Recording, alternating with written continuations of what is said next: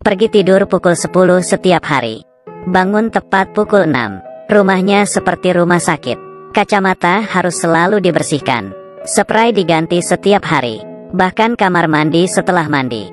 Tidak ada setetes air pun yang diperbolehkan. Periksa di mana-mana. Ada ketidakcocokan. Tidak bisa lepas dari matanya.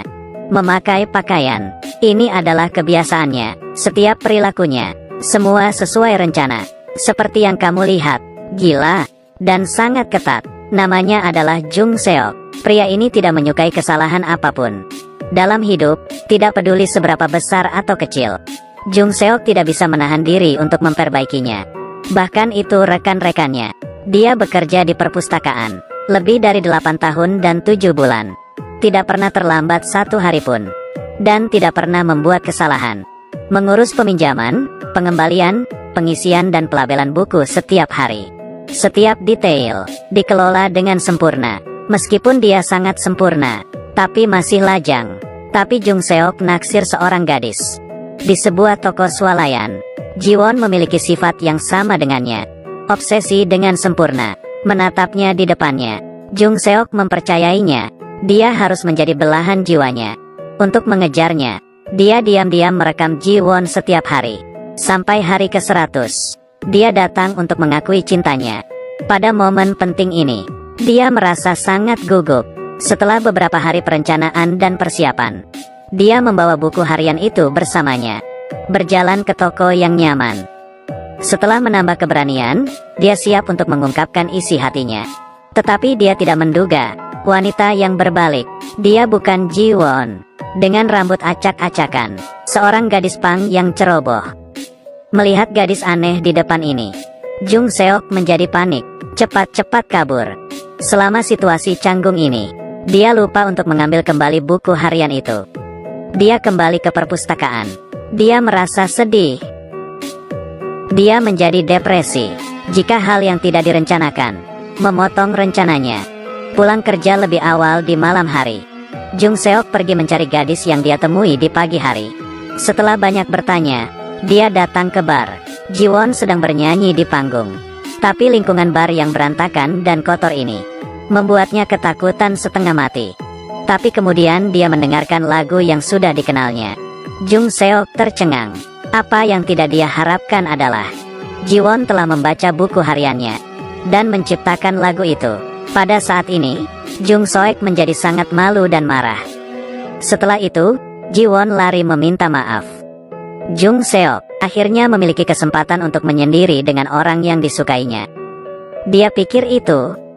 Tapi siapa yang tahu, kata-kata gadis itu suka menamparkan wajahnya.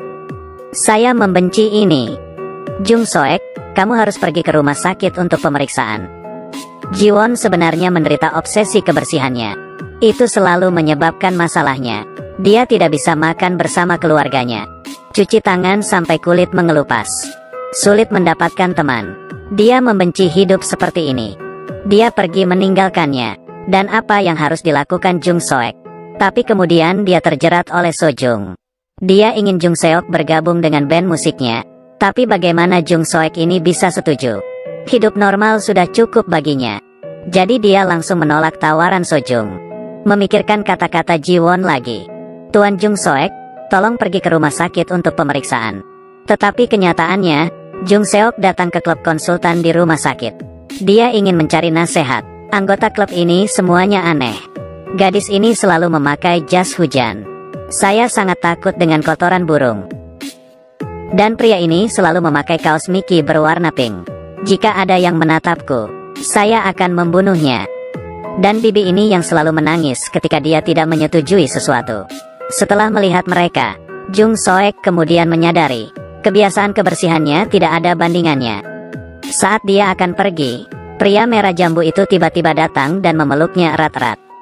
Jung Seok terjepit di lengannya.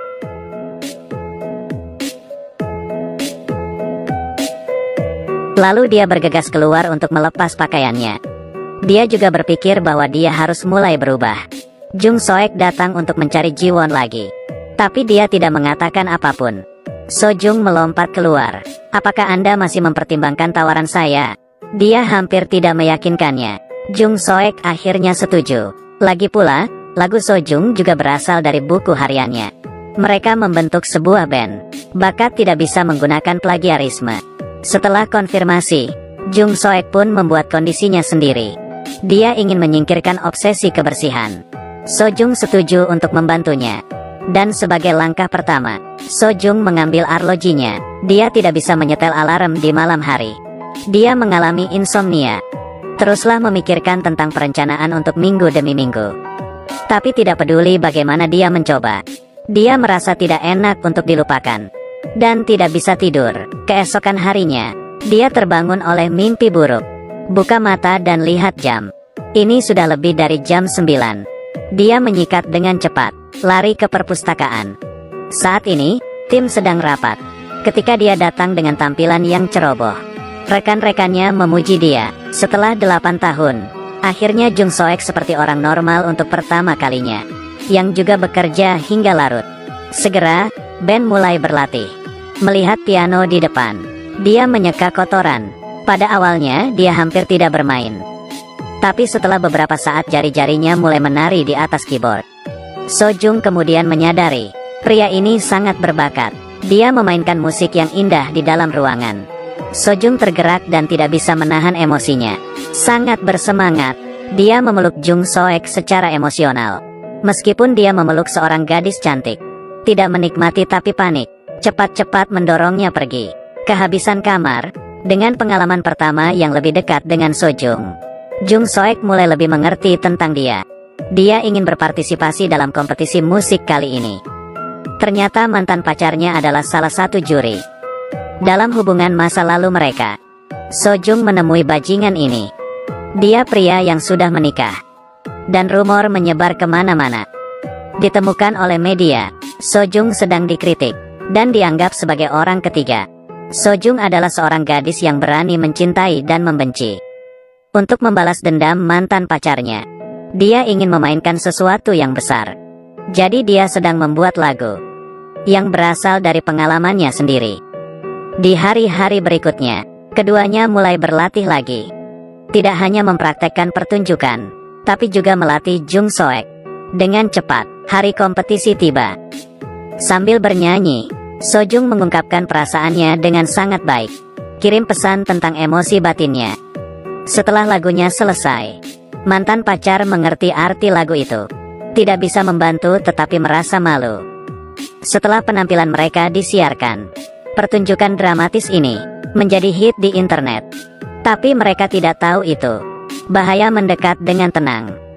Lama tidak bertemu, Jung Seok. Dia, saat masih kecil, seorang anak jenius berusia 8 tahun dengan IQ lebih dari 200. Anak ini, IQ sampai 200. Aktivitas otak sesaatnya 20 kali lebih banyak dari orang dewasa. Dapat mengingat nomor pi, bermain piano, semuanya sempurna. Dia menjadi terkenal dan dipilih oleh banyak acara TV. Mereka menggunakannya sebagai tipu muslihat, sebagai pertunjukan pertama. Dengan kepentingan umum, raih sukses besar. Jung Soek adalah anak yang sangat jenius. Tapi itu sudah lewat. Versi dewasanya tidak mencapai apa-apa. Sejak menjadi populer seperti bintang, dia menjadi kurang bahagia. Tidak ada masa kecil, hanya menghabiskan waktu di berbagai pertunjukan. Dia juga menerima undangan untuk tampil di Universitas AS. Ibunya pasti ingin mengirimnya, tapi dia baru berumur 8 tahun. Apakah kamu benar-benar mau? Tekanan datang seperti air pasang. Jung Soek tidak mau pergi. Jadi di pertunjukan terakhir, bahkan jika tuan rumah memberinya jawaban sebelumnya, Jung Soek masih sengaja melakukan kesalahan. Tuan rumah tidak mengharapkan itu. Sebagai hasilnya, pertunjukan gagal total. Penonton merasa kecewa. Banyak yang mulai menyiksanya. Semua orang kembali padanya. Penuh wartawan mengikutinya.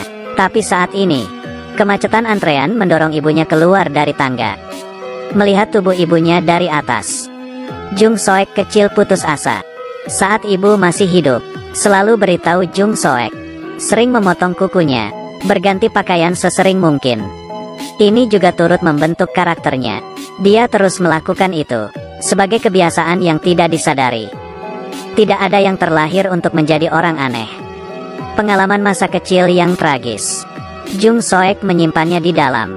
Menjadi bekas luka yang tak terhapuskan setelah sekian lama. Jadi ketika dia melihat tuan rumah itu lagi, bekas luka itu menjadi sakit lagi. Saat ini, rumah sakit mengiriminya surat. Akan ada pertemuan saling membantu segera. Setiap orang harus membawa orang yang telah membantu mereka untuk berubah. Ketika Jung Soek memegang surat undangan, dia tidak tahu harus berbuat apa. Berdiri di depan toko serba ada. Tidak berani masuk. Apa ini? Bibi, ini. Oh, ini untuk Ji-won kan? Untungnya, dengan bantuan Bibi ini, surat itu berhasil diberikan kepada Ji-won. Tapi Sojung juga melihat semua ini. Apakah dia benar-benar merasa bahagia? Di bioskop, keduanya menunggu filmnya dibuka. Tetapi selama obrolan, Ji-won menemukan bahwa di jantung Jung Soek telah diisi dengan Sojung. Tuan Jung Soek telah berubah. Itu bukan karena terapi dokter berhasil. Apa? Anda sebaiknya memberikan surat ini kepada orang yang benar-benar ingin Anda berikan. Dia kembali ke toko serba ada. Menatapnya di balik rak. Dia buru-buru memberinya surat undangan. Dan dengan canggung meninggalkan gadis itu dengan terkejut. Berjalan seperti anak kecil. Dia sedang jatuh cinta. Tapi dia tidak tahu itu. Pembawa acara tahun itu, untuk membuat berita hangat, dia telah datang ke kolega Jung Seok. Rekan-rekannya tidak tahu masa lalunya. Tetapi hanya informasi tentang permukaannya. Selama waktu itu, Jung Soek adalah topik hangat. Ketika orang-orang membicarakannya, dia hanya bisa menyembunyikan dirinya di rumah. Dalam sekejap mata, pertemuan saling membantu telah datang. Para pasien kini telah berdiri dan menunjukkan peningkatan mereka. Tapi di antara penonton, duduk dari jauh di belakang, adalah pria pembawa acara itu. Dia datang untuk memanfaatkan berita dan mencoba mendekati Jung Soek. Jung Soek segera naik ke panggung untuk berbicara. Dia hanya mencurahkan rasa sakit, keluhan, keengganan, dan ketidakberdayaannya. Dia selalu harus berakting. Tapi dia sekarang, setelah beberapa tahun, ini adalah waktu yang paling menyenangkan yang pernah dia rasakan. Gadis itu telah membantu menyembuhkan bekas lukanya. Di pundak dokter, dia menangis. Dan tuan rumah ini, mungkin karena tersentuh, atau karena kasihan, setelah mendengarkan pidatonya, meninggalkan ruangan dengan tenang. Keduanya berjalan bersama bahu-membahu. Tapi Jung Soek sepertinya memiliki sesuatu dalam pikirannya. Selama perjalanan, akhirnya, dia mengumpulkan keberanian, berinisiatif untuk menyatakan perasaannya pada Sojung. Sojung, meskipun kamu selalu berantakan dan ceroboh, aku tidak merasakan orang yang sama saat bersamamu. Tapi ini aneh. Apa? Aku mencintaimu. Sojung memberinya ciuman terkejut. Jung Soek yang tidak pernah jatuh cinta, merasa shock dan jatuh ke tanah. Saya adalah orang yang kamu suka.